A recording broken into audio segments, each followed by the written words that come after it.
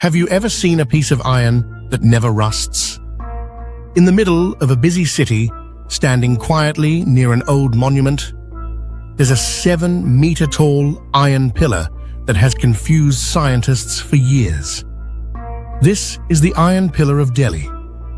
It's over 1,600 years old, and it has never rusted. Yes, you heard that right.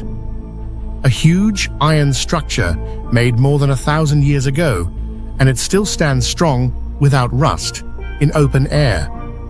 No paint, no coating, no modern protection. How is that even possible? Welcome to Trip and Sip, where travel meets truth. The Iron Pillar stands in the Qutub Complex in Delhi, right next to the famous Qutub Minar.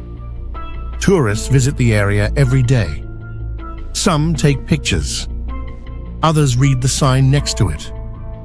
But most people walk past it without knowing the secret it holds. Let's go back in time. The pillar was built during the Gupta Empire, around the 4th century CE.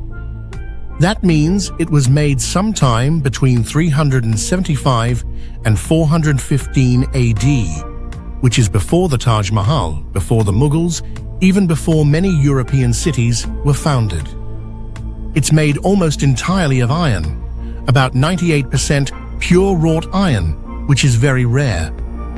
Most iron objects from ancient times rust away in a few years. Even modern steel can rust if left in the rain. But this pillar, it refuses to rust, even after more than 1,600 monsoons. What's the secret? Scientists have been trying to figure that out. Some believe it's because of the high phosphorus and low sulfur content in the iron. Others think it's the dry climate of Delhi. Some say the iron forms a thin protective layer over time, which stops the rust. The most accepted idea is this. The ancient Indian blacksmiths used a special forging technique. They didn't melt the iron completely. Instead, they hammered and layered it slowly, giving it strength and purity. Over time, a thin layer of iron hydrogen phosphate formed on the surface. This layer blocks oxygen and moisture from getting in, and that stops the rust. In short, it's not just what the pillar is made of, it's how it was made. But here's the mystery. No one has been able to recreate this method exactly the same way. Modern scientists and engineers admire the pillar not just as a historical object, but as a technological wonder. It shows how advanced ancient Indian metallurgy really was, at a time when many parts of the world were still learning how to use iron. And there's more.